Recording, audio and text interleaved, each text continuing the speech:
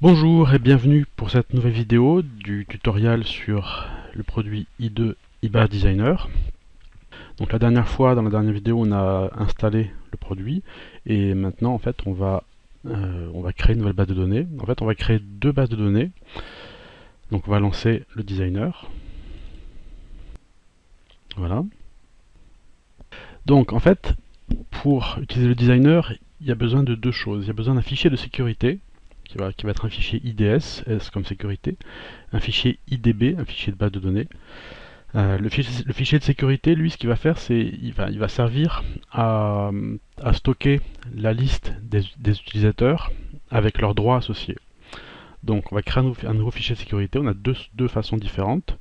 Soit en fait, on va ici dans nouveau fichier de sécurité, soit on va dans le menu fichier, nouveau fichier de sécurité, donc on va prendre celui-là par exemple. Voilà. Par défaut, donc il se met dans mes documents, i2, i2, ibase 8. Donc là, on va créer un fichier de sécurité qu'on va appeler sécurité. Donc automatiquement, il va ajouter l'extension IDS. On fait enregistrer. Voilà. Vous avez créé un nouveau fichier de sécurité. Vous êtes connecté en tant qu'utilisateur sysadmin, en majuscule, donc SYSADMIN, avec le mot de passe en majuscule aussi, sysadmin, sans les apostrophes. Ok. Voilà, donc là en fait on va pouvoir ultérieurement créer d'autres ou rajouter d'autres utilisateurs. Pour l'instant on va conserver, on va se contenter de l'utilisateur sysadmin, fermé. Et on peut créer maintenant une nouvelle base de données. Donc on va faire soit ici nouvelle base de données, soit menu fichier, nouvelle base de données. Donc là en fait on va prendre celui-là. Voilà. Là donc comme je vous ai dit, il y a deux façons différentes de créer une base de données. Soit on peut la créer ex nihilo à partir d'une structure vide, soit on va pouvoir la créer à partir d'une structure existante. Donc dans le premier exemple de création de base de données, on va prendre ça, on va partir d'un modèle existant. Donc là on va l'appeler test base de données modèle. Le type de base de données, donc pour l'instant ce sera du MS Access. Le détail, test création ibase à partir de modèle. Là on peut mettre une description, un commentaire. Le niveau d'audit, ça va vous permettre d'indiquer qu'est-ce que vous souhaitez qu'Ibase enregistre comme information sur les actions de création, les actions de connexion, ainsi de suite. Pour l'instant, on va se contenter de niveau d'audit 1. On parlera dans une autre vidéo des différents niveaux d'audit. Modèle, donc voilà. C'est là, en fait, on va pouvoir choisir le modèle de base de données que l'on veut sélectionner. D'accord, donc là, en fait, on va prendre, par exemple, le designer guide. Okay, on peut faire affichage pour voir à quoi correspond ce modèle. Donc on voit qu'on a donc des comptes, des adresses, informateurs, ainsi de suite, et donc différents types de liens. Ok, ça me convient. Fermer. Avancer. Donc là, ce sont différentes options pour créer les bases de données, les identifiants. On en reparlera un petit peu plus tard. Juste ce que je conseille, c'est de cocher suppression logique. La suppression logique, qu'est-ce que ça va faire? Ça va vous permettre, lorsque un utilisateur va supprimer un enregistrement, en fait l'enregistrement ne sera pas réellement supprimé, il sera juste flagué ou tagué comme étant supprimé, et donc en fait il sera rendu invisible, donc plus personne ne pourra le voir, sauf les administrateurs, dans le cas où donc si l'utilisateur se rend compte qu'il a fait une suppression par erreur, à ce moment-là, en fait, en tant qu'administrateur, on pourra faire revenir l'enregistrement et donc le désupprimer, enfin, c'est pas très français, mais le faire revenir à l'état d'avant. Lecture seule, c'est plus dans le cas où une base de données donc il y a eu du travail qui a été fait dessus et le cas où l'affaire est maintenant terminée et on souhaite la rendre, on souhaite la figer, donc à ce moment-là, si on coche sur lecture seule, plus personne ne pourra travailler dessus. Contrôle standard et restreindre liste, ça on en parlera plus tard. Et premier jour de la semaine, ça permet de définir quel est le premier jour de la semaine. Alors en sachant que par exemple typiquement aux USA, le premier jour de la semaine c'est un dimanche, dans quasiment tous les autres pays c'est le lundi, pardon. Donc en fait le premier jour de la semaine on va le laisser à système. Donc système ça veut dire qu'il va prendre l'information du système, donc le Windows en général. On clique sur OK. Donc la base de données va se créer à partir du modèle existant. Donc on voit effectivement que on a des informations. Donc on a directement des types d'entités, des types de liens et à l'intérieur des champs. Bon, là c'est en anglais parce que la structure, le modèle d'exemple était en anglais. Et voilà, donc là en fait vous avez vu que on a pu créer très rapidement une base de données eBase avec une structure existante. Évidemment le contenu de la base est vide. Alors ce qu'il faut savoir c'est que les modèles de base de données contiennent plusieurs choses. Ça contient évidemment la liste des types d'entités, types de liens, avec à chaque fois le champ, donc la taille, et ainsi de suite. Mais ça contient aussi la liste de code. Alors je ne sais pas s'il y en a. Oui. Donc vous avez donc typiquement les groupes sanguins, ainsi de suite. Ça contient aussi les requêtes visuelles qui ont été faites, qui ont été créées. Ça contient les spécifications d'importation et d'exportation. Donc c'est pas juste la liste des types d'entités, types de liens, ça conserve toutes ces informations qui sont rattachées à la base de données, sauf les données elles-mêmes. Parce que là, si on va regarder sur les statistiques, on va voir évidemment qu'il y a 0 enregistrement, puisque on a créé une base de données avec 0 données. Par contre, toute la structure a été conservée. Fermé. Voilà. Donc là en fait c'était la création d'une base de données à partir d'un modèle existant qui a été enregistré. Alors, donc les modèles évidemment, il y a les modèles qui sont fournis avec eBase, mais l'intérêt c'est que lorsque vous avez créé une base de données que dont vous souhaitez pouvoir diffuser le modèle, vous allez pouvoir enregistrer le modèle de votre base de données, l'enregistrer donc sous un format IDT, T pour template, donc modèle.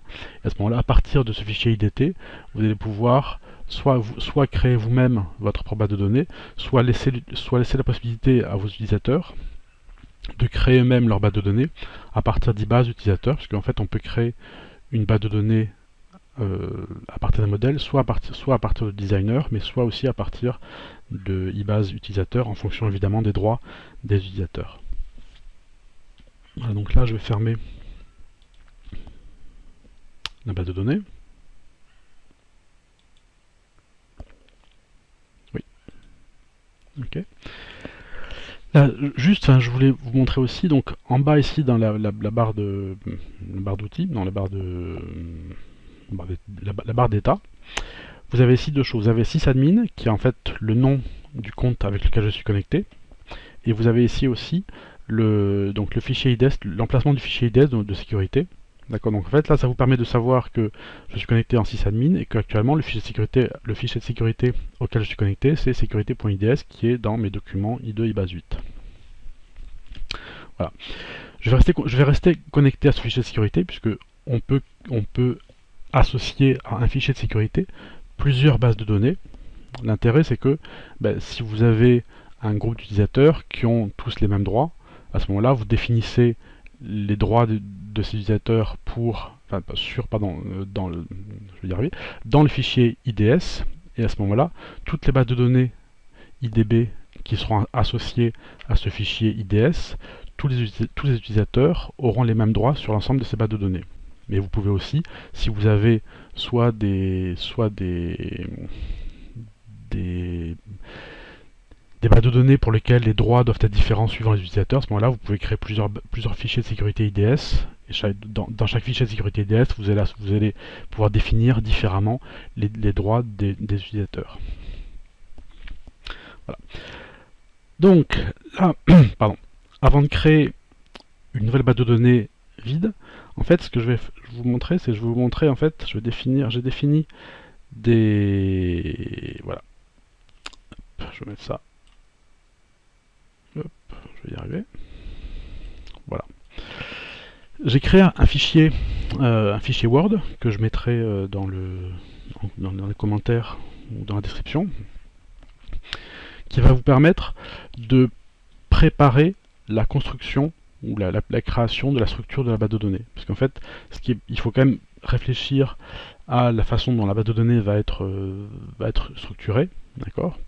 Et pour ça, donc il y a un fichier Word qui va vous permettre de définir pour chaque type d'entité, chaque type de lien, donc le nom de l'entité,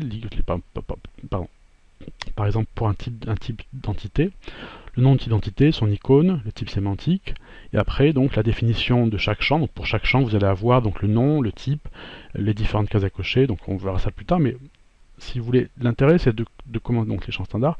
L'intérêt c'est de remplir ce document. Et alors j'ai mis après donc en annexe des informations sur à quoi servent donc les différentes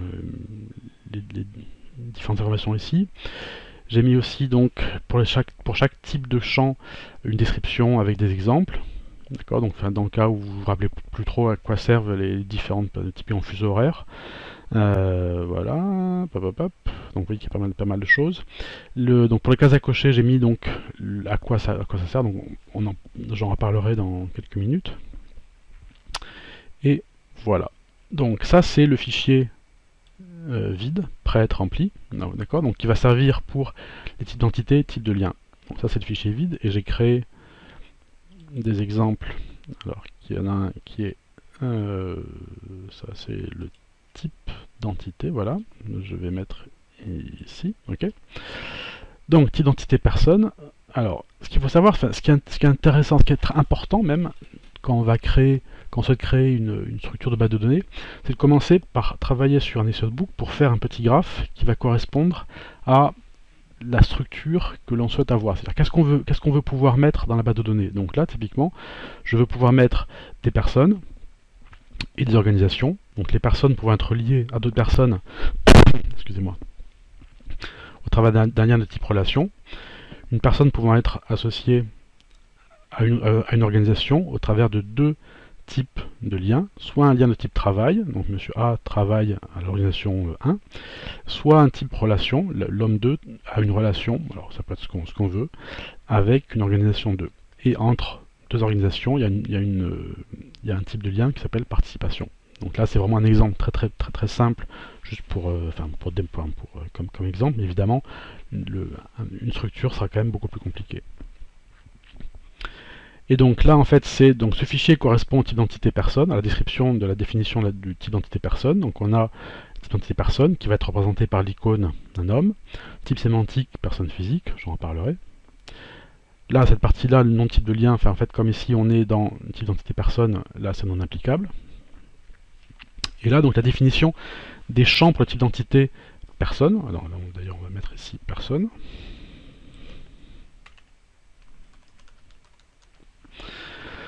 Donc on a le nom de famille, qui a un type texte 100, qui est indexé, donc ça j'en parlerai, de l'attribut, ainsi de suite. Donc vous voyez que ici j'ai défini les 1, 2, 3, 4, 5, les 5 champs qui vont être définis pour l'entité personne. Et après le champ standard, donc pour l'instant il n'y en a pas, et là donc évidemment on n'en a pas besoin parce que ça correspond au type de lien. Donc ça c'était pour l'entité de type personne, et j'ai fait pareil pour le type de lien relation. D'accord. Donc la relation, en fait, vous voyez qu'il y a la relation, sur mon graphe, j'ai deux fois le lien relation. J'ai une fois entre personne et personne, et une fois entre personne et organisation. Donc là ici, ça correspond à type d'entité, donc là c'est non applicable. Et ici, mon type de lien, ça va être, donc le nom ça va être relation, la couleur du lien ça va être bleu. Et là pour le type, donc pareil, hop. Pour le type de lien relation,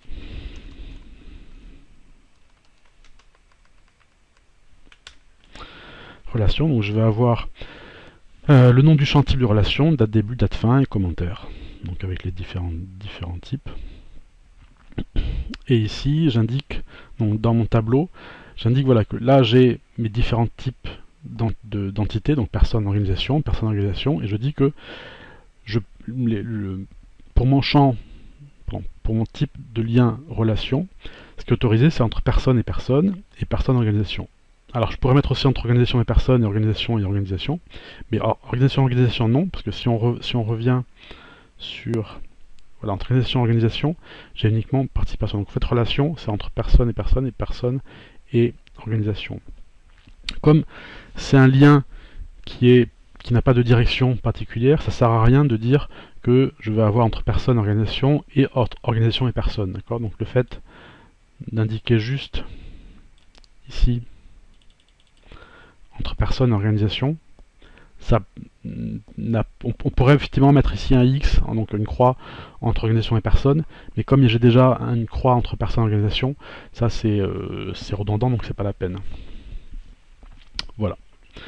Donc une fois qu'on a ça, on va pouvoir créer, donc on va revenir, on va réafficher, on va mettre ça en petit, donc là on est bien sur le type d'entité personne, donc on va commencer par créer, donc on va revenir maintenant sur eBase Designer, on va créer une nouvelle base de données qu'on va appeler test eBase tutoriel MS Access.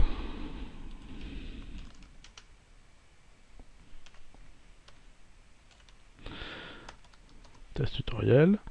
Niveau d'audit on va laisser à 1. Le modèle évidemment donc ça va être le modèle vide. Avancé, donc suppression logique, comme j'indiquais.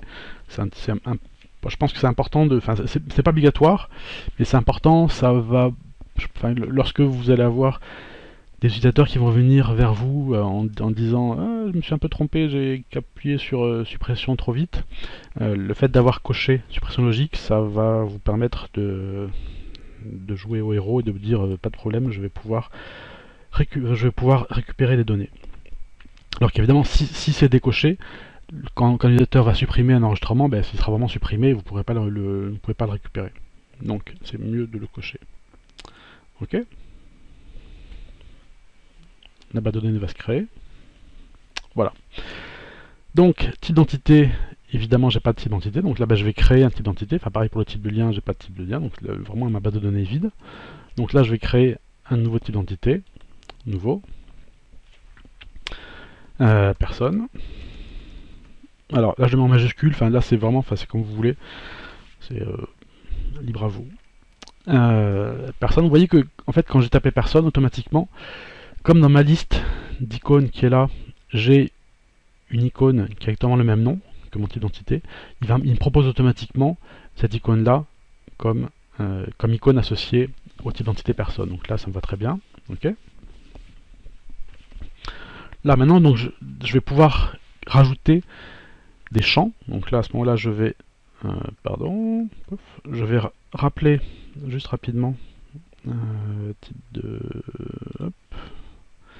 Voilà, exemple entité. Donc, qu'est-ce que j'ai comme champ?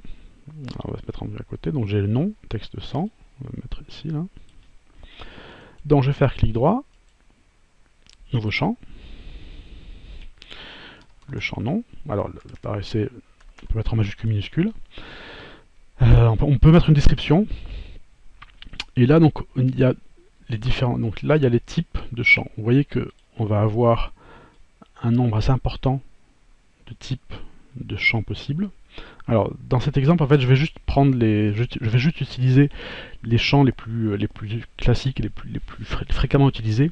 Dans une autre vidéo je vais présenter individuellement chaque type de champ, parce qu'il y a beaucoup de champs, certains qui sont peu utilisés.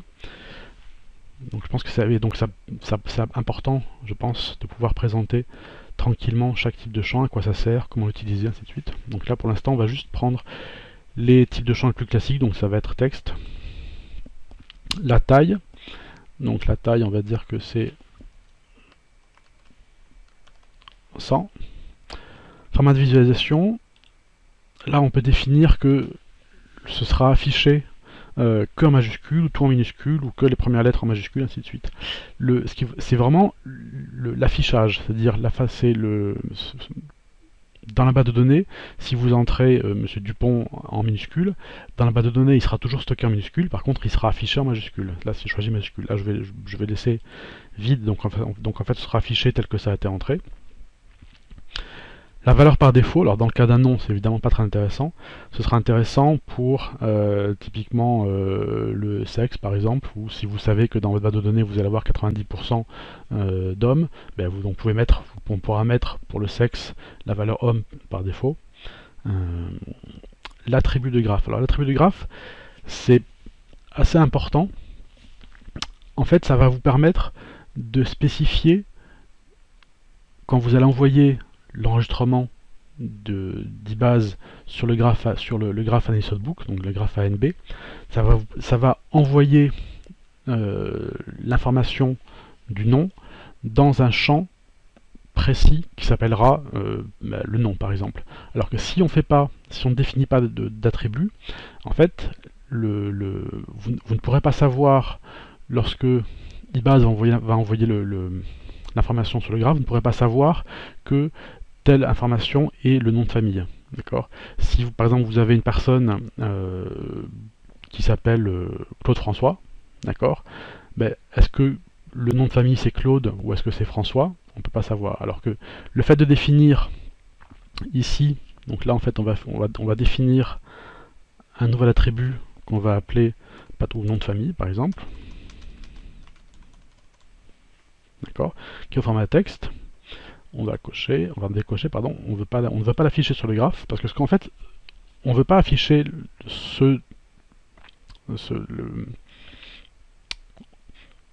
ne veut pas afficher l'attribut nom de famille sur le graphe, on veut juste qu'il soit stocké quelque part sur le graphe, en caché en quelque sorte, mais on veut pouvoir avoir l'information que le nom de famille, c'est par exemple François. Ok, donc là automatiquement il m'a rajouté donc l'attribut nom de famille. Après type sémantique. Alors type sémantique, ça va vous permettre de définir à quoi correspond ce champ nom. D'accord. Parce que là donc je l'appelle nom, mais je pourrais l'appeler n'importe comment. Et il faut, ça peut être intéressant, alors, au début non, mais ça peut être intéressant plus tard, de définir à quel type sémantique est associé ce champ nom. Donc là si je prends type sémantique, je clique sur les trois petits points ici. Voilà. Et donc vous voyez que là j'ai par défaut il me propose tous les types sémantiques qui correspondent à un champ nom. Donc là si je cherche nom de famille, voilà. Donc nom de famille, automatiquement il me propose nom de famille. Mais si je vais chercher par exemple patronyme, voilà, patronyme il propose aussi patronyme, d'accord. Ça revient au même. Et là on voit donc nom de la personne. Alors entre nom de personne et patronyme, peu importe, d'accord. Enfin c'est en fait dans le nom de famille vous voyez que c'est une arborescence, c'est une hiérarchie. Nom de famille, dans le nom de la personne, pardon, vous avez le nom complet, le patronyme et le prénom. Donc là c'est vraiment le patronyme. Donc ok.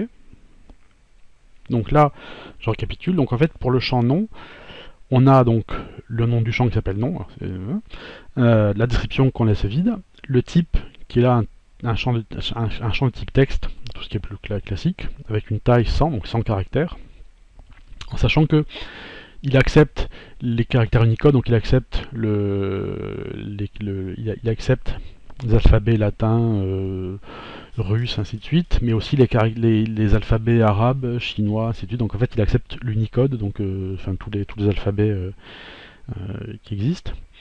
Le format de visualisation, j'ai laissé vide. La valeur par défaut, j'ai laissé vide. L'attribut de graphe, donc j'ai créé un attribut que j'ai appelé nom de famille. Type sémantique, j'ai appelé patronyme. Après, il y a ces quatre cases à cocher qui sont là. Je remets juste 30 secondes le fichier qui est ici pour vous montrer que si vous oubliez ce que je vous ai dit dans la vidéo, vous avez donc dans le fichier donc feuille de définition type.doc, vous avez un résumé des 4 cases à cocher indexées obligatoires, discriminants, caractéristiques, avec une explication. Voilà, donc je vais expliquer tout de suite à quoi ça sert.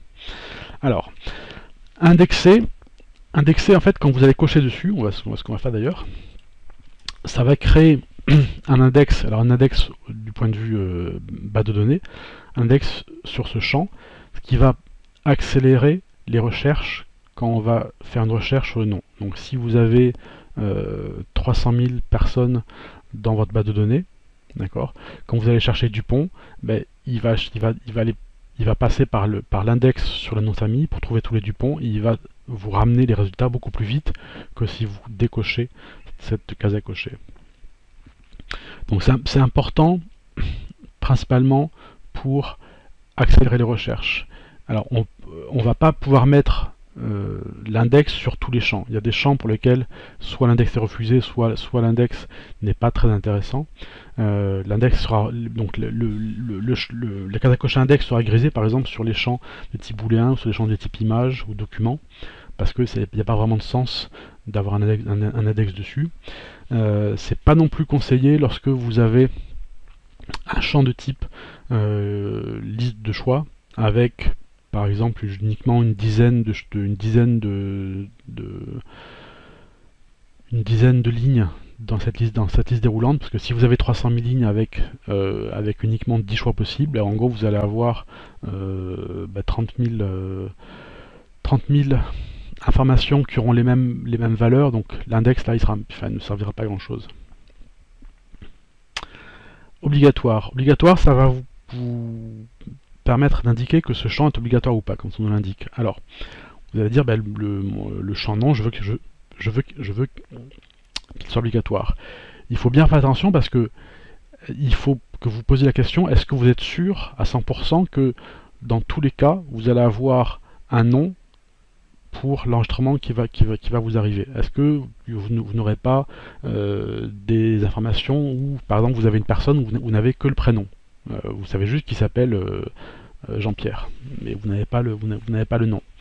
À ce moment-là, si vous pensez qu'il est possible que dans certains cas vous ayez des personnes sans le nom de famille, à ce moment-là, donc il faut laisser le décocher obligatoire. Là, on peut cocher obligatoire. Discriminant, ça va en fait, vous allez pouvoir indiquer quels sont le ou les champs, parce que ce qui est important, c'est qu'en fait, ça va être principalement utilisé, quand il y a plusieurs champs.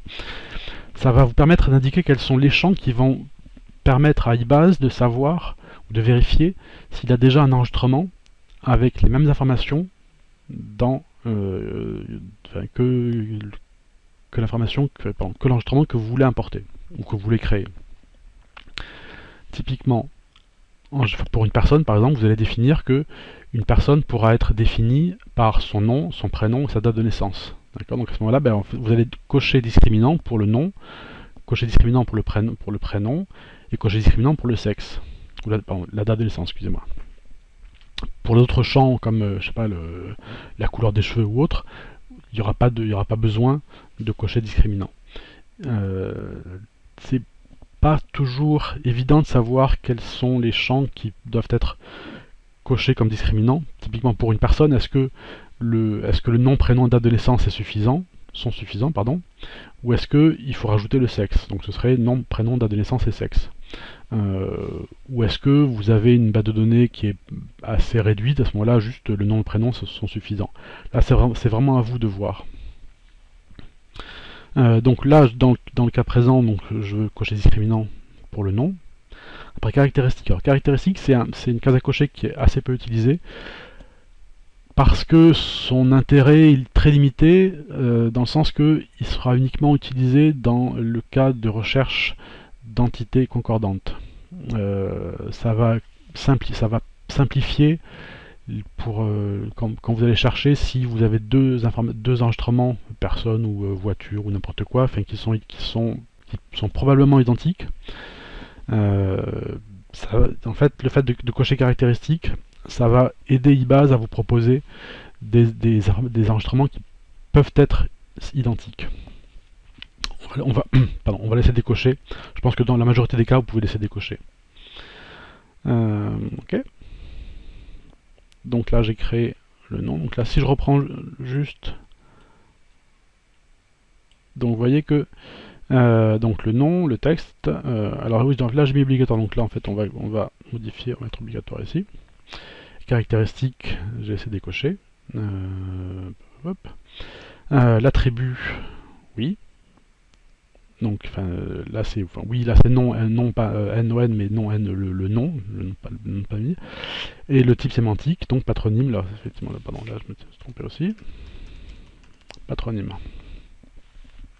Je sauve. Donc on va passer au prénom maintenant. Clic droit, nouveau champ. Prénom, donc là c'est toujours pareil, donc on va mettre 150. L'attribut de graphe, on va l'appeler prénom. On va pas avoir de symbole, on va pas l'afficher. Ok. Indexé, on va pas mettre obligatoire, on va mettre discriminant. Donc je vais vérifier si c'était bien ce que... Pardon, donc prénom, indexé et discriminant, prénom, prénom. Donc, prénom, type sémantique, le prénom. Voilà, vous voyez qu'en fait là vous avez deux types sémantiques possibles, ou proposés, pardon. Prénom et deuxième prénom, donc là en fait c'est juste deuxième, le prénom. Ok. 150. Ok. Ensuite on avait la date de naissance. Nouveau champ.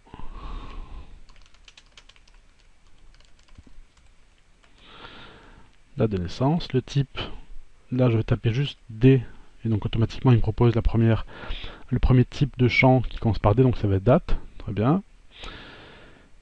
Indexé, discriminant, nouveau, date de naissance. Alors, donc j'ai soit au format texte, soit au format heure de la journée. En fait, ça va être heure de la journée, même si en fait c'est plutôt un type date, mais c'est marqué heure de la journée. Symbole, affiché sur le graphe, non. Ok. Pardon. Hop, excusez-moi, on va y arriver. Type sémantique. Date de naissance, parfait. Ok. Ok. Qu'est-ce que j'ai d'autre? Date de naissance, sexe. Nouveau champ. Sexe. Et là en fait, vous voyez que sexe, sexe c'est un champ de type icône. Alors je vais expliquer à quoi ça sert. Donc il n'est pas indexé, ainsi de suite. Un champ de type icône, donc i, voilà. Alors, icône, donc un champ de type icône, ça va vous permettre d'indiquer, de choisir, pardon, quelle icône va être affichée en fonction d'un champ. Donc là, pour le champ sexe, ben, on va dire que si la valeur du sexe est homme, à ce moment-là, c'est l'icône d'un homme qui va être affichée. Sinon, ce sera l'icône d'une femme. Et dans le cas où on ne sait pas, où on n'a pas l'information du sexe, on va afficher une icône anonyme qui va quoi, enfin qui va, ce sera ni homme ni femme. Donc, comme on a choisi type icône, on a ici liste de code qui s'affiche. On va faire nouveau. Icône sexe. Voilà. Là, on va prendre. Donc, je tape dessus. Je tape H pour aller directement vers les icônes qui commencent par H. On va prendre homme. Ajouter. On tape F pour chercher la femme. Et on va taper sur A pour aller chercher anonyme qui est ici. Voilà. Ok. Donc là en fait on va avoir pour le champ sexe les trois valeurs homme, femme et anonyme. D'accord. Et quand on va faire des imports ou quand on va créer manuellement un enregistrement, on va avoir pour le champ sexe une liste déroulante qui va contenir ces trois valeurs là. Ok. Et un type sémantique. Sexe. Parfait. Ok. Ok.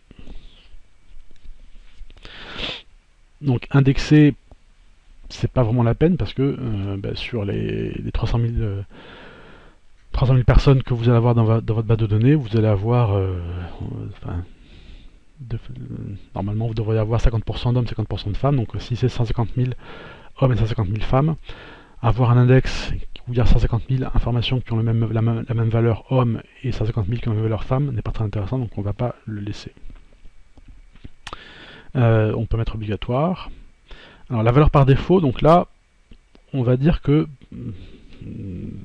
dans ma base de données, je vais avoir, enfin, je devrais normalement, enfin, je prévois d'avoir plus d'hommes que de femmes, donc je vais cocher la valeur par défaut. Je vais prendre la valeur par défaut homme, voilà.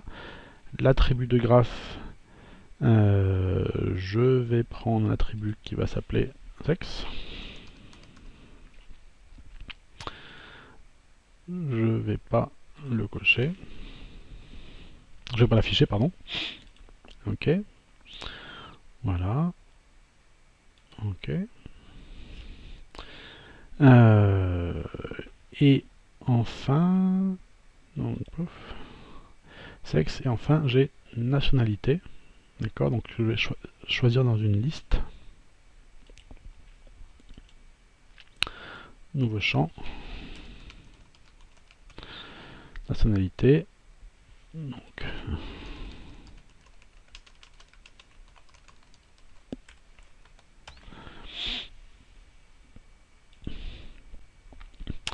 Donc là, vous voyez que j'ai deux options possibles qui sont proposées dans la liste de code et sélection dans la liste de code. Alors la différence entre ces deux-là, c'est l'option sélection dans la liste de code, ça va vous proposer une liste de code. Donc là, par exemple, pour la nationalité, ça va présenter une liste de pays. Et vous serez obligé de choisir une des valeurs de la liste. Vous ne pourrez pas rajouter une valeur qui n'existe pas.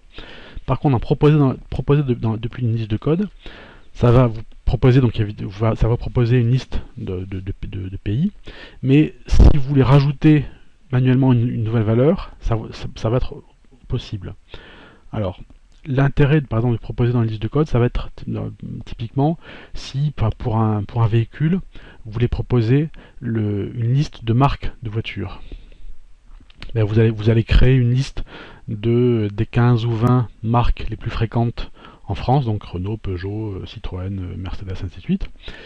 Mais comme il existe quand même beaucoup d'autres marques qui sont beaucoup moins fréquentes, mais pour lesquelles vous souhaitez quand même permettre à l'utilisateur de saisir ces valeurs, si vous laissez proposer depuis la liste des codes, si à un moment donné la personne veut rentrer Rolls-Royce, par exemple, une voiture Rolls-Royce, ben, même si Rolls-Royce n'est pas dans la liste des marques prédéfinies, il va être autorisé à rentrer Rolls-Royce dans la marque de la voiture. Alors il faut faire attention parce que s'il rentre Rolls-Royce dans le champ marque de voiture, le Rolls-Royce ne sera pas rajouté automatiquement à la liste des voitures disponibles. Donc en fait, il va rentrer Rolls-Royce, d'accord, mais si après il recrée une nouvelle voiture, il va afficher la liste, il aura toujours la liste des 15 ou 20 marques prédéfini, il ne va pas avoir la marque Rolls-Royce qu'il a rentrée juste avant. Donc il faut faire attention parce que ça veut dire que s'il se trompe en écrivant Rolls-Royce, une première fois il va l'écrire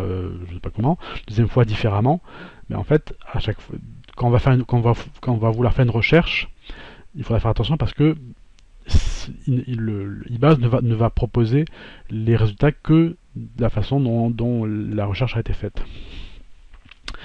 Et là donc on va avoir, d'ailleurs ce qu'on va faire en fait, pour la liste des pays, on va faire pour une nationalité, on va proposer depuis une liste de code. La liste de code, on va créer justement une nouvelle liste de code.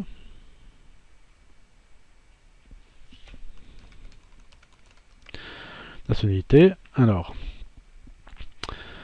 on va entrer français, F majuscule, pardon, français, italien, anglais, américain. Bon, on va s'arrêter là. Alors là, vous allez me dire que s'il faut rentrer à la main tous les pays, ça va être très long. En fait, on va voir un petit peu plus tard, peut-être dans une autre vidéo, que on peut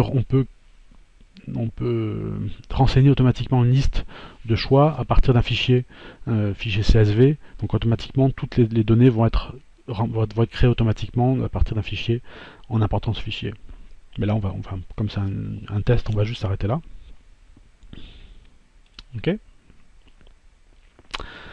Valeur par défaut, on va dire que par défaut, la majorité des personnes de ma base de données vont être françaises. Attribut du graphe, pareil. Je vais créer donc nationalité, symbole, non. Ok. Type sémantique. Nationalité, ça tombe bien.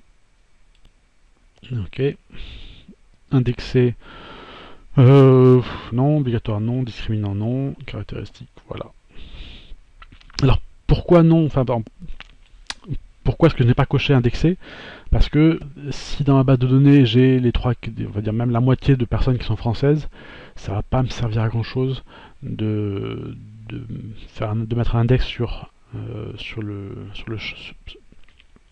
ce champ, parce que ça va pas forcément accélérer les recherches quand je vais faire une recherche sur la nationalité de la personne. Là, je clique sur OK. Alors, ce qu'il faut juste savoir quand même aussi, pardon, c'est que c'est modifiable, d'accord? C'est-à-dire si si au fur et à mesure que vous utilisez l'application, vous trouvez que les recherches quand vous cherchez sur la nationalité de la personne sont lentes, vous avez tout à fait la possibilité de cocher indexer. À ce moment-là, ça va créer un index sur ce champ et vous pourrez voir si ça accélère ou pas les recherches. Voilà, je crois que j'ai fini de créer. Voilà, ouais, nationalité, c'est bon. Donc là, j'ai fini de créer le champ personne. Alors je vais juste vous montrer aussi. Là, si je fais un clic droit sur un endroit blanc de la fenêtre, vous avez donc la possibilité évidemment de créer un nouveau champ, de coller dans le cas où vous avez copié quelque chose, vous avez copié un champ existant, mais aussi on peut trier les champs. Donc là, si je fais trier les champs, vous voyez qu'on peut changer, on peut déplacer l'ordre des champs. Donc là, par exemple si je veux mettre nationalité avant sexe, ça change. Voilà, on va remettre, parce que l'ordre quand même classique c'est plutôt ça. Ok. Donc là c'était pour créer une entité. On va créer une autre entité rapidement qui sera organisation. On va mettre en majuscule parce que personne n'en avait mis en majuscule. Organisation, ça existe déjà donc très bien. Alors l'option sélectionner dans la liste étendre, il vaut mieux le laisser cocher parce que si vous décochez, quand vous allez avoir l'entité sur le graphe, si vous faites un clic droit, si c'est décoché, vous ne pourrez pas faire étendre depuis l'entité. Alors que c'est quand même important de pouvoir faire étendre. Donc 99% du temps, voire tout le temps, ce sera toujours coché, cette case. Ok. Organisation, nouveau champ. Donc là, le nom, texte 150, indexé, on va dire que c'est obligatoire, discriminant, format deuxième, valeur par défaut, pas, attribut de graphe, là, on va dire que c'est... non, c'est peut-être pas la peine parce que comme pour organisation, le nom de l'organisation, enfin, il n'y a pas de... le nom d'organisation sera vraiment le libellé, donc il n'y a pas besoin. Type sémantique, par contre, on va prendre le nom d'organisation, donc qui est ici. D'accord. Alors on peut le trouver soit par là, soit en fait ici par l'arborescence. Donc nom organisation. Ok. Ok. On va dire nouveau champ. On va appeler type organisation qui sera sélection dans la liste de code. On va créer. Donc le type ça va être est-ce que c'est une organisation SARL, SA, ainsi de suite. Nouveau.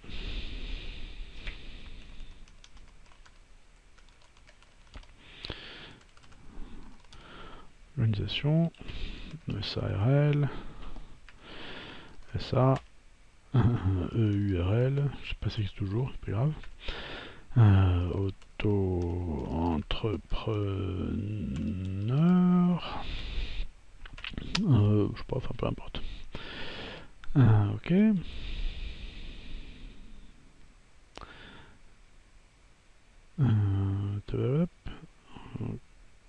Donc type organisation, c'est ça. Attribut de graphe, on va le mettre. Donc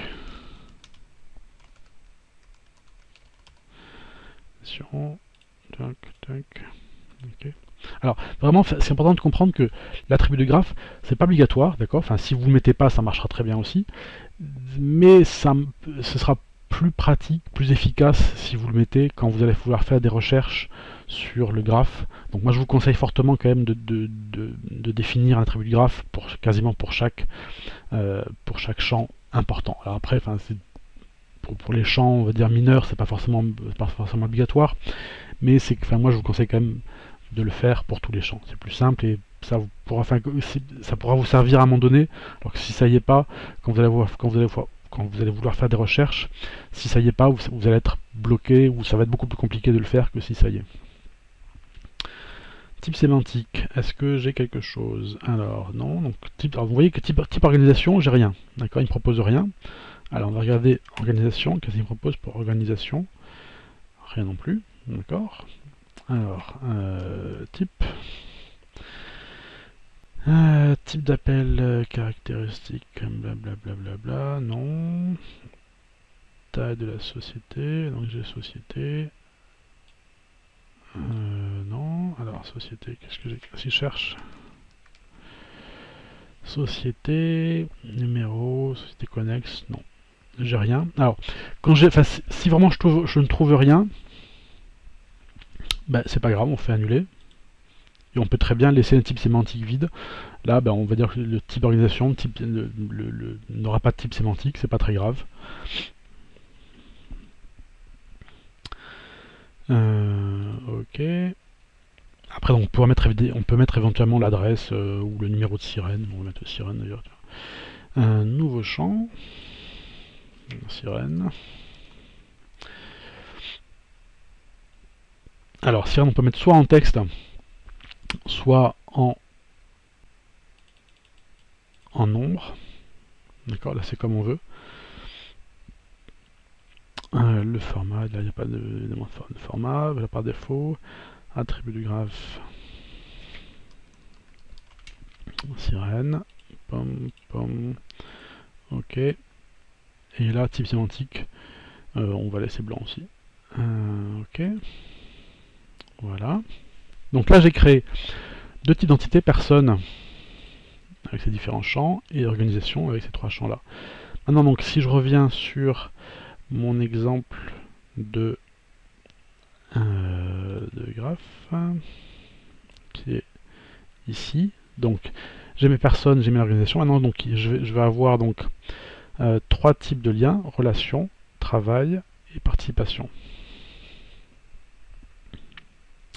Donc on va juste en faire, je vais juste faire relation, ce sera plus simple. Les autres seront pas les mêmes. Donc relation, ce sera entre personne et personne et organisation. Donc si je me remets là, type de lien, nouveau type de lien,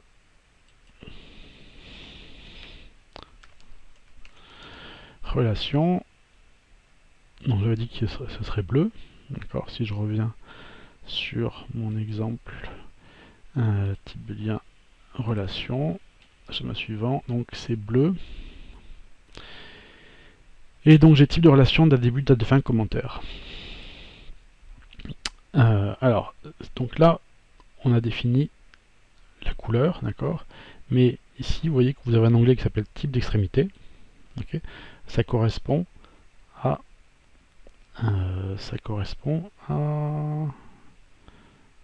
type de lien, ça correspond à ça. Ok. On va définir quels sont les types d'entités autorisées comme entité gauche et entité droite.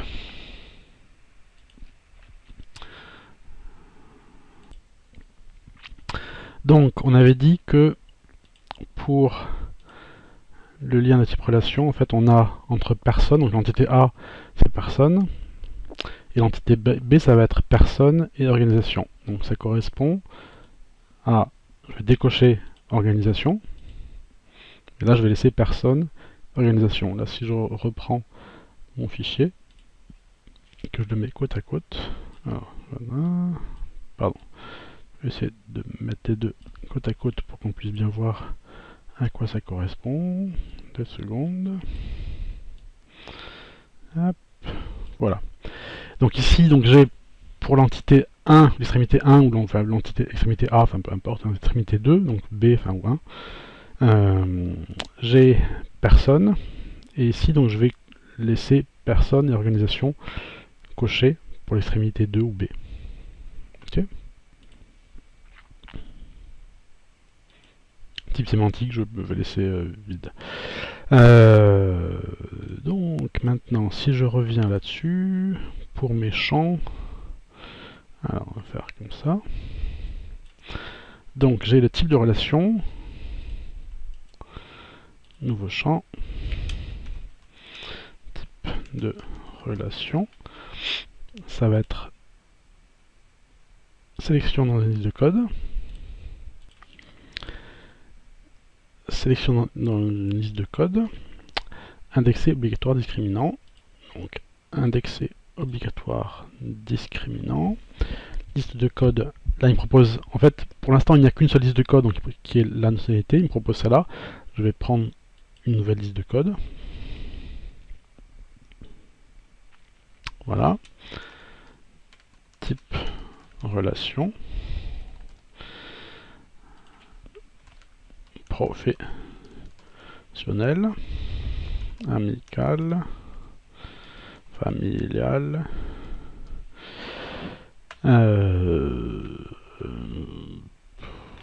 voilà, suffit pour l'instant. Ok. Alors par défaut on va laisser attribut du graphe.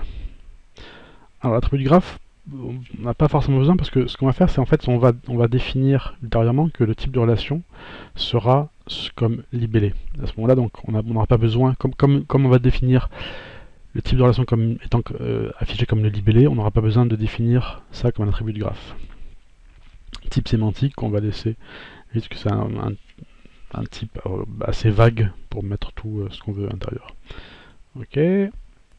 Donc type de relation, date début, date de fin, nouveau champ, date de début. Alors on peut être de relation, enfin mais la fin en fait, c'est pas forcément. Comme le nom, le type de lien relation, ça sera un peu redondant même si j'ai mis type de relation. Date début, D pour date, voilà. Qu'est-ce que j'avais dit? Date début, c'était indexé et discriminant. Indexé et discriminant. Format d'utilisation, format de graphe. Là, on va définir l'attribut de graphe comme étant date de début. Symbole. Voilà, là, pardon, en fait, alors je m'étais trompé la dernière fois, enfin j'étais allé trop vite. Donc le type c'est heure de la journée. Par contre là, en fait, il faut cocher date, parce que en fait on peut avoir soit date, soit heure, enfin non, soit date et heure, et seconde, ainsi de suite. Là pour une date de relation, on va juste avoir la date, d'accord, donc on va juste laisser ça. Même si c'est pas affiché sur le graphe, ce sera affiché en format date dans l'information des propriétés de l'élément. Après aussi, donc là, les comportements, c'est dans le cas où on va vouloir coller ou fusionner deux liens avec des valeurs différentes. Donc qu'est-ce qu'il faut qu'il fasse? Donc là en fait on peut prendre la plus ancienne, la plus récente, valeur collée ou valeur existante. Là on va laisser tel quel. Et pareil ici leur diffusion la plus ancienne. Ok. Et type sémantique, parce que là le type sémantique, donc j'avais dit que c'était le date début d'événement. Ok, type sémantique. Date de début de l'événement. date de début. Ok, donc en fait comme c'est date de début, je vais modifier, pardon, je vais modifier date de début tout court, et date de fin pareil. Ok, nouveau champ, date de fin, sans le type date, indexé, qu'est-ce que j'avais dit, pardon, hop. Là c'est pas indexé, c'est juste discriminant. Oui. Discriminant, attribut de graphe, date de fin, on décoche pardon, on coche date, ok. Date de fin de l'événement. Évidemment, il y a une date début, il n'y a pas une date. Il y a une date de début, il n'y a pas de date de fin. Bon, mais date de fin de l'événement alors.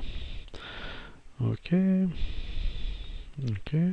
Donc, là, je reprends et CTRL Z. Voilà, date de fin d'événement. J'enregistre. Pardon. Commentaire. Et c'est tout.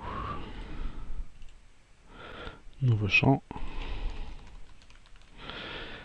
Commentaire. Texte multiligne. Donc texte multiligne. Alors la différence entre texte et texte multiligne, le champ texte est limité à 255 caractères. Alors texte multiligne c'est limité à 65 000 caractères, parce qu'il fait à peu près 10 000 mots. Donc ça fait vraiment beaucoup de texte. Et c'est affiché sur à peu près une dizaine de lignes différentes. Donc on va faire texte. Pardon, excuse-moi, texte multiligne. On va rien mettre ici, rien non plus.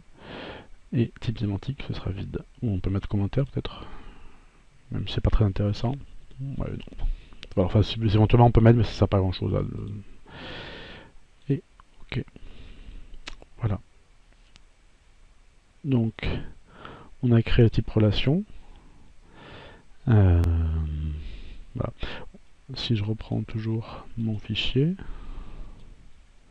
Donc, on pourrait créer le type travail et participation. Enfin, là, on va pas le faire parce que ce sera un petit peu trop long. Voilà. Donc là, on a créé. On a vu. Si on récapitule, on a vu deux façons différentes de créer une base de données dans eBase. La première façon était à partir d'un modèle de base existant, un modèle de structure existante. La deuxième façon, c'était créer une base à partir de rien, en créant donc les différents types d'entités, différents types de liens, en créant les différents champs. On a utilisé donc à peu près 3 ou 4 types de champs différents, donc le champ texte, le champ date, le champ sélection dans liste de code, le champ texte multiligne. Et voilà, donc là maintenant ce qu'on peut faire, c'est on va fermer la base de données qu'on a créée, qui s'appelle test base tutoriel, et on va voir ce que ça donne. Oui, on va voir ce que ça donne dans eBase utilisateur, pour vérifier quand même. Donc là je vais garder quand même à tout hasard le designer ouvert. Il faut absolument fermer la base de données. Enfin, si la base de données est ouverte dans le designer, on ne pourra pas l'ouvrir dans eBase utilisateur. Donc on lance eBase utilisateur.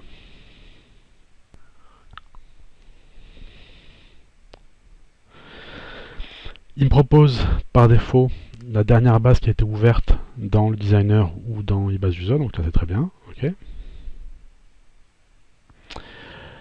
Le mot de passe, donc là, il me demande de me connecter. Comme dans le fichier sécurité qui est associé à la base de données, il n'y a qu'un seul utilisateur, c'est sysadmin, avec le même mot de passe sysadmin, donc je mets en majuscule, S-Y-S-A-D-M-I-N, c'est vraiment pareil que là-dessus. Ok.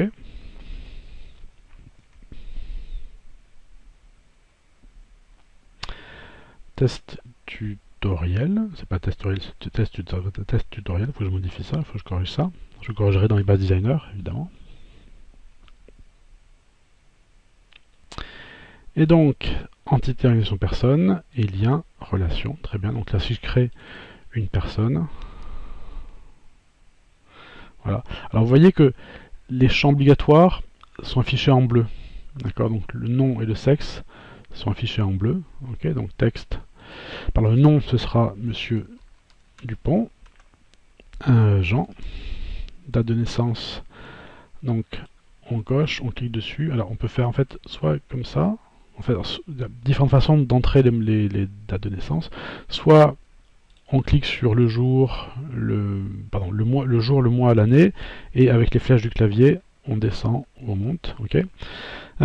Soit en fait on entre directement la date. Donc là, si je fais 12 05 1986 1986, ça rentre.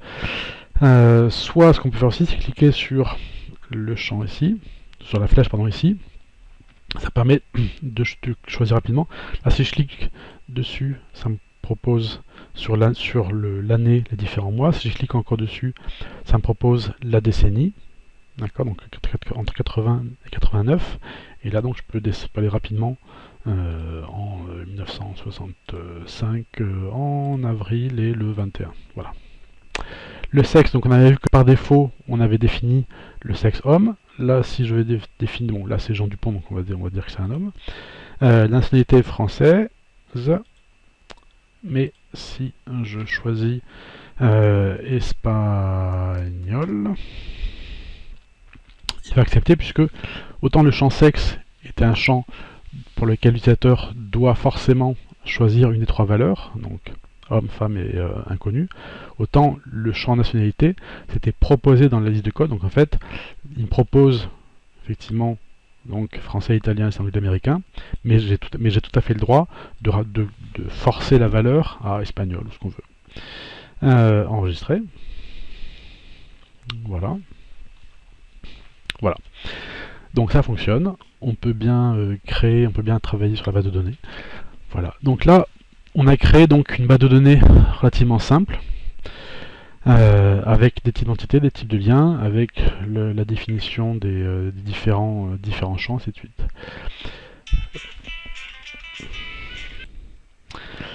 Donc j'espère que j'ai été assez clair dans mes explications, dans la présentation. Et puis je vous donne rendez-vous pour une prochaine vidéo. Merci, au revoir.